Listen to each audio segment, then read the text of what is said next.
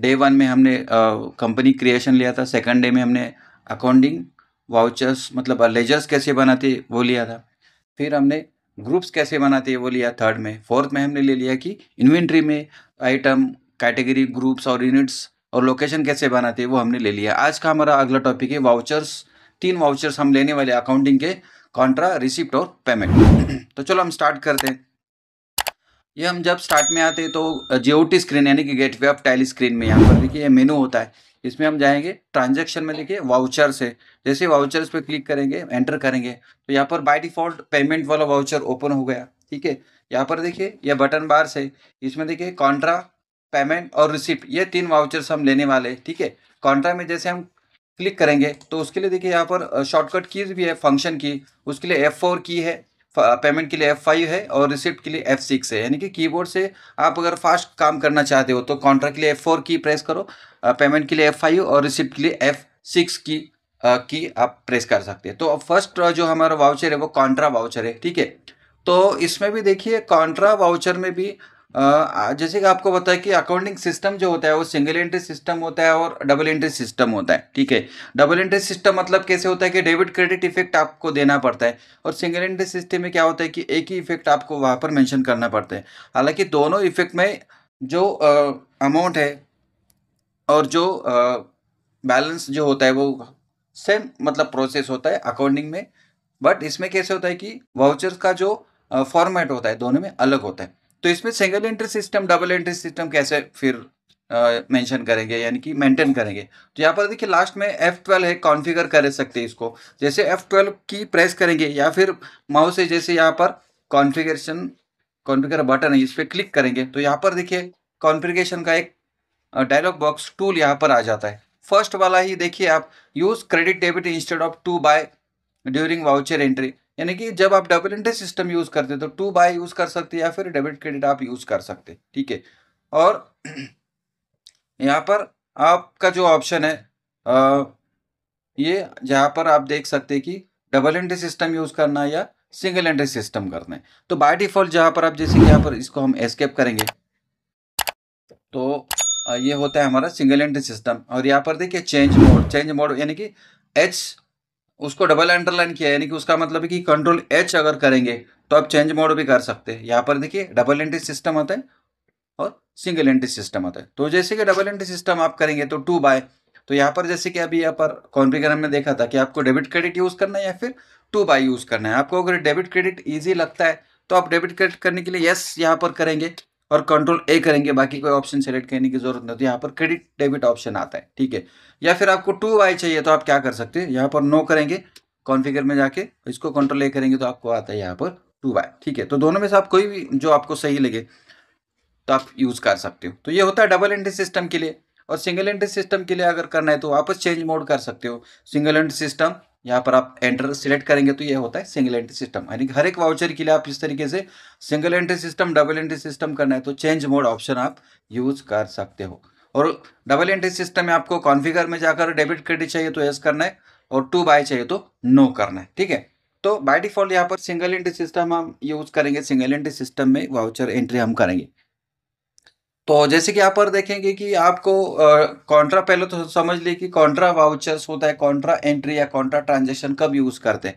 तो कॉन्ट्रा कब यूज करते हैं कि कैश टू बैंक या बैंक टू कैश या बैंक टू बैंक, ये 3 सिचुएशन में हम क्या कर सकते हैं कि हमारा जो ट्रांजेक्शन होता है वो ऐसे 3 अगर ट्रांजेक्शन अलग अलग होते हैं, यानी कैश टू कैश भी होता है कभी कभी, यानी कि पेटी कैश से दूसरे पेटी कैश में भी ट्रांसफर कर सकते हैं।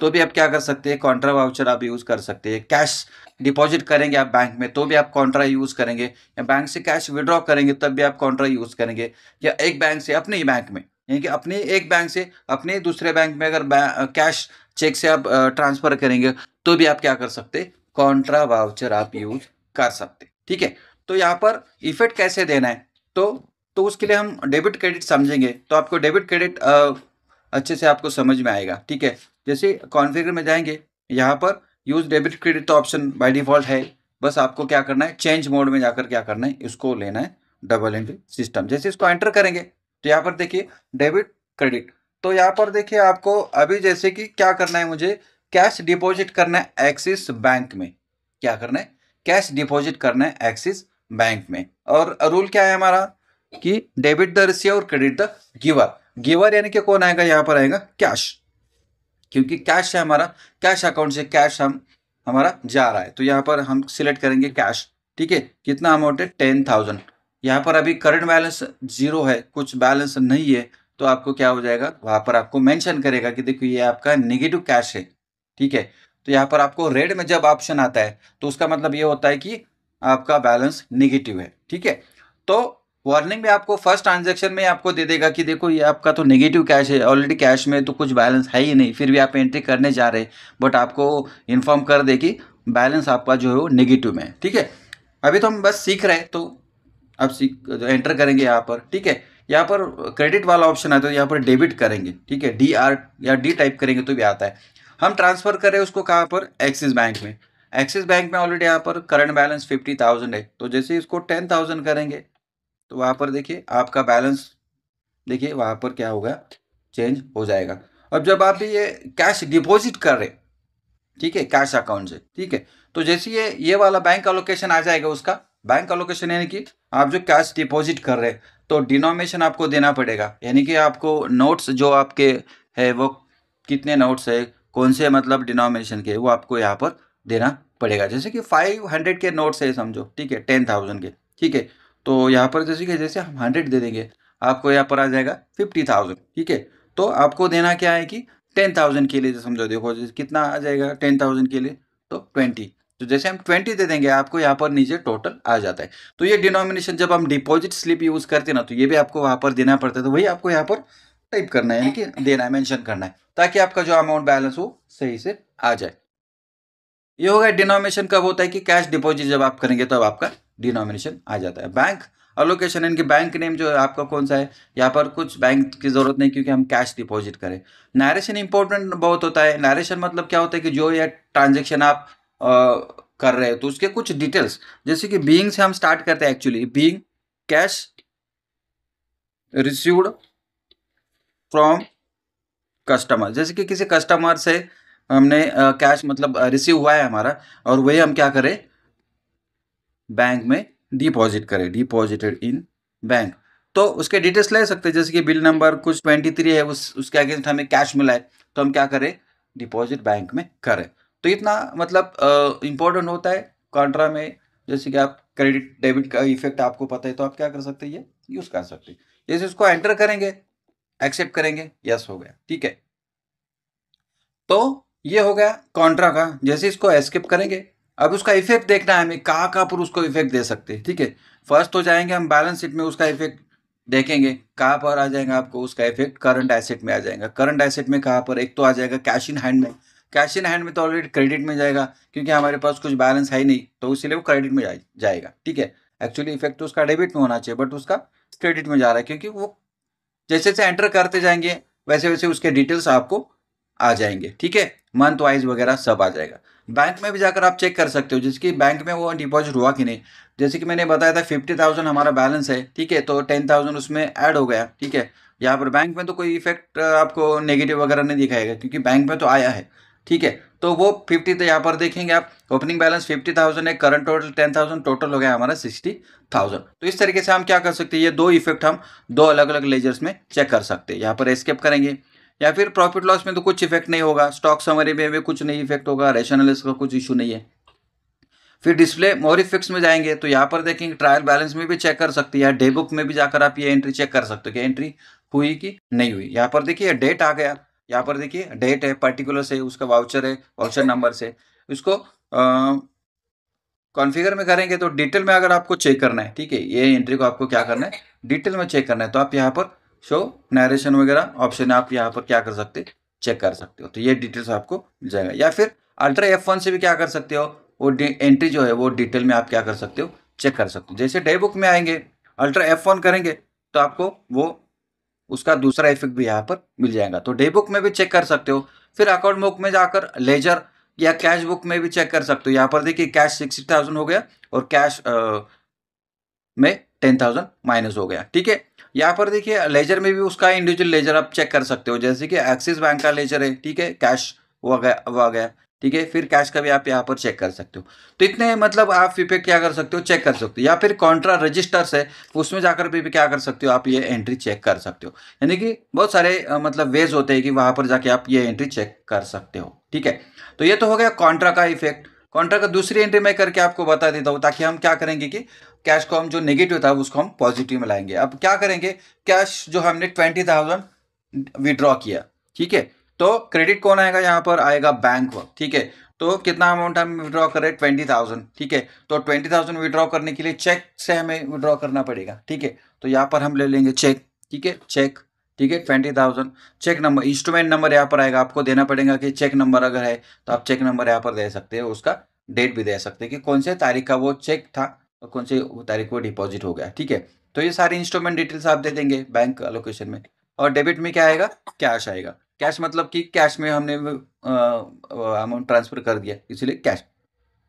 तो यहाँ पर देखिए एक्सिस बैंक में 60,000 था, तो यहाँ पर बैलेंस अपडेट हो गया, 40,000 हो गया। कैश में जैसे जाएंगे अब आएगा 10,000, क्योंकि माइनस हो जाएगा वो 10,000 जो हमने नेगेटिव वाला था वो माइनस हो जाएगा, और एक्चुअली नेट बैलेंस कितना आएगा अभी, 10,000 आ जाएगा। इसको करेंगे एंटर। ठीक है, तो यहाँ पर देखेंगे बीइंग कैश विड्रॉन, आप अपने तरीके से दे सकते हैं, विड्रॉन फॉर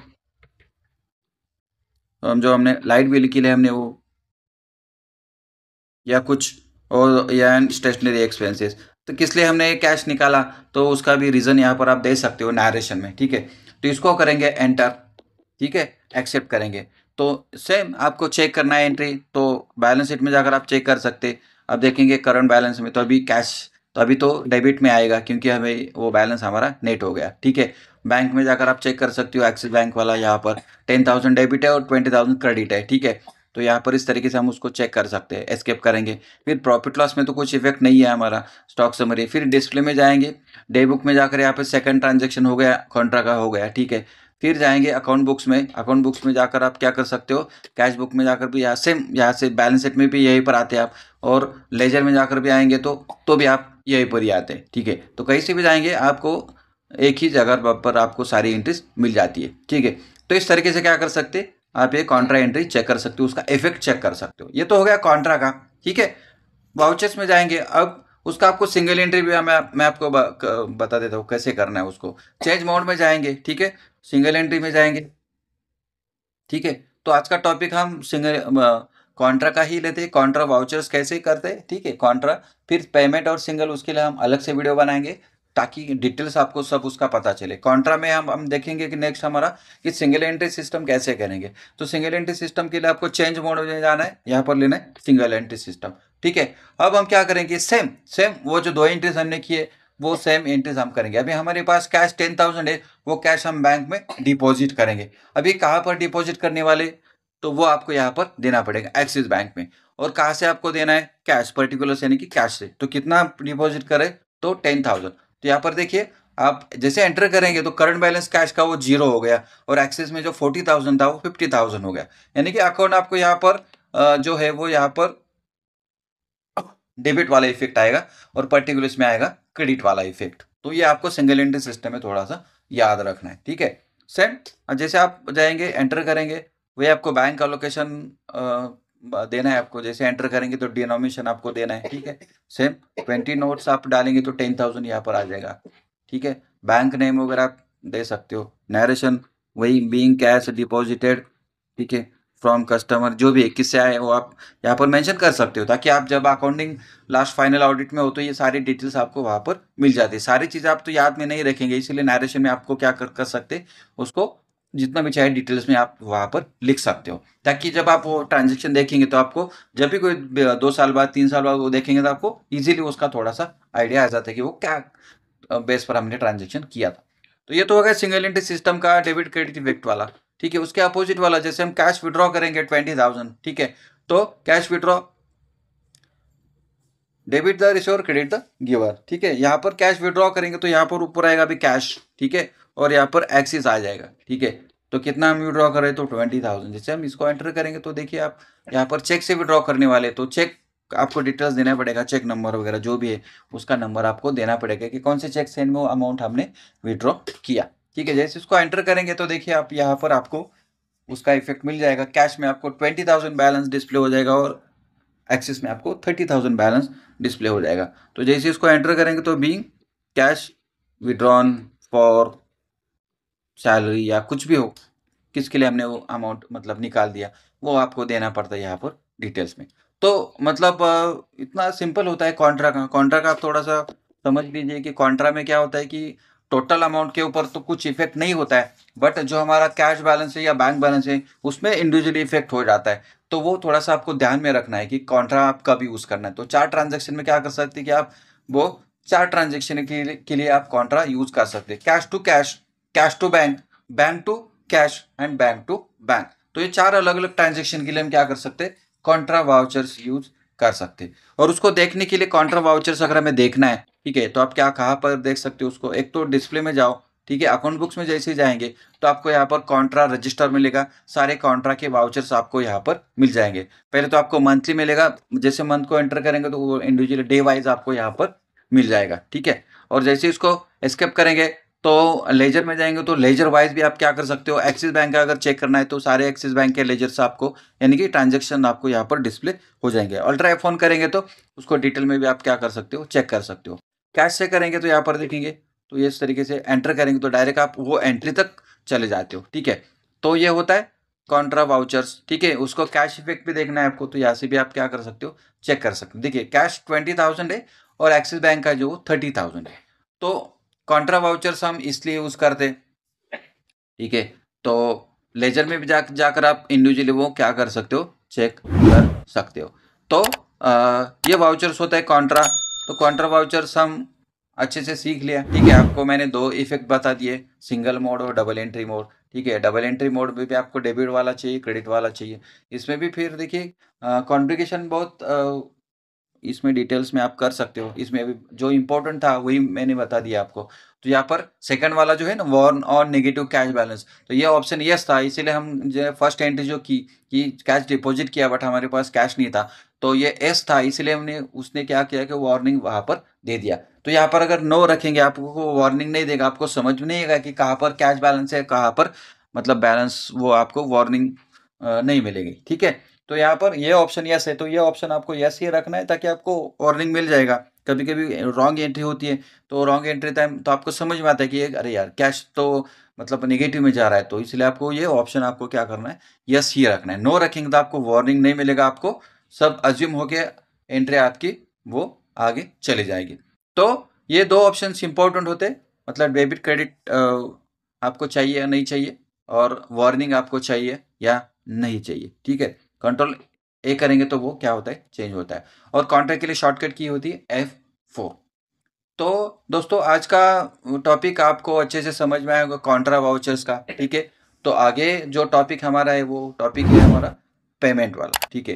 तो दोस्तों मैं आशा करता हूँ कि ये टॉपिक आपको अच्छे से समझ में आया होगा। तो हमारे चैनल को सब्सक्राइब कीजिए, लाइक कीजिए, शेयर कीजिए और कमेंट भी कर दीजिए। और आगे आने वाले वीडियो आपको सबसे पहले मिल जाए, इसीलिए पहले हमारे चैनल को सब्सक्राइब कीजिए। तो चलो दोस्तों मिलते हैं अगले वीडियो में, तब तक के लिए बाय बाय।